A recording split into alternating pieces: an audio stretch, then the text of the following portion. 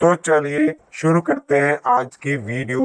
आज की वीडियो में हम जानेंगे कि अंतर्राष्ट्रीय कथावाचक पंडित प्रदीप मिश्रा जी एक कथा के कितने रुपए लेते हैं।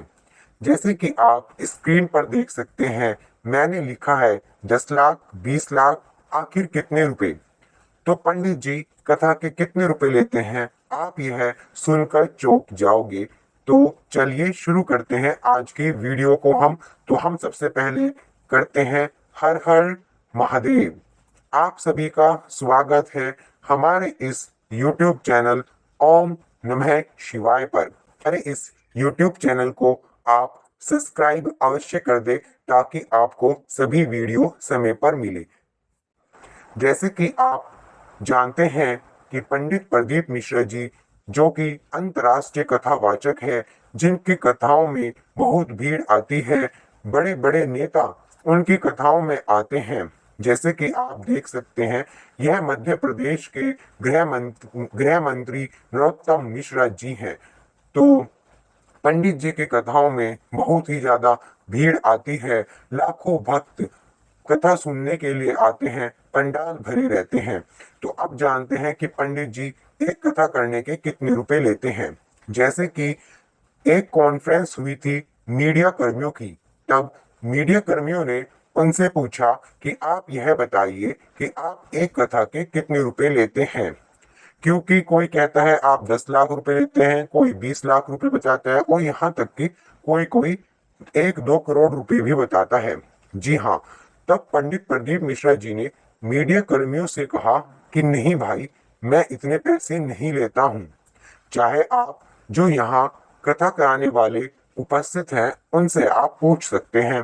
तभी उसी समय पर वहां पर जो कथा कराने वाले थे वो भी वहीं पर मौजूद थे। तब पंडित जी के आग्रह करने पर वह भी मीडिया के सामने आए और मीडिया कर्मियों ने उनसे पूछा कि आपने पंडित जी को कितने पैसे दिए हैं। तब उस व्यक्ति ने, जो कि कथा का जजमान था, उन्होंने कहा कि नहीं, पंडित जी कथा के कोई भी पैसे नहीं लेते हैं। पर लेकिन जो ये है सुनने में आता है कि पंडित जी एक कथा के 10 लाख रुपए ले लेते हैं, 20 लाख ले लेते हैं, यहाँ तक कि 1-2-3 करोड़ रुपए की भी बात करी गई है, जो कि सुनने में बेहद आश्चर्यचकित लगता है। तब वह कहते हैं कि पंडित जी कथा के कोई भी पैसे नहीं लेते हैं, लेकिन जब कथा कराई जाती है तो कथा में लाखों की भीड़ आती है, तो वहां पर जो व्यवस्था करनी पड़ती है, जैसे कि आप टीवी पर देखते ही हैं कि कथा में कितनी भीड़ आती है और कई पंडाल कथा में लगाए जाते हैं, और सभी पंडाल आप जानते हैं कि भरे रहते हैं। और कुछ लोग तो भले ही चाहे कितने भी पंडाल लगा ले, फिर भी वह बाहर खड़े रह जाते हैं। तो इसलिए यजमान सोचता है कि मैं अधिक से अधिक पंडाल लगाऊं, जिसमें खर्चा आ जाता है। वहां पर अन्य सुविधाएं करनी पड़ती हैं, जैसे पानी की सुविधा, बिजली की सुविधा, खाने की सुविधा, क्योंकि वहां पर लंगर भंडारा इस टाइप से चलता रहता है ताकि जो भक्त आते हैं वह आराम से खाना पीना खाए और भगवान का भजन कीर्तन करे और कथा को सुने। तो वहां पर इस चीज में बहुत ज्यादा खर्चा आ जाता है। वहां पर साउंड की व्यवस्था करनी पड़ती है, और जो पंडित जी के साथ में जो पूरी भजन मंडली आती है उनके लिए भी खर्चा होता है। वहां पर जो प्रशासनिक व्यवस्था होती है, प्रशासन से अनुमति लेनी पड़ती है, उसमें भी बहुत खर्चा आ जाता है। तो यह लगभग 20 से 30 लाख के करीब हो सकता है, और कोई कोई तो ज्यादा भी बताता है, कोई कम भी बताता है। तो वह उनकी जो व्यवस्था होती है उसके अनुसार होता है। अब जब कोई व्यक्ति कथा करा रहा है तो वह पंडित जी को अवश्य ही दक्षिणा देगा। अब जिसकी जो श्रद्धा होती है वह पंडित जी को वह दक्षिणा दे देता है, जिसे पंडित जी श्रद्धा पूर्वक ग्रहण कर लेते हैं।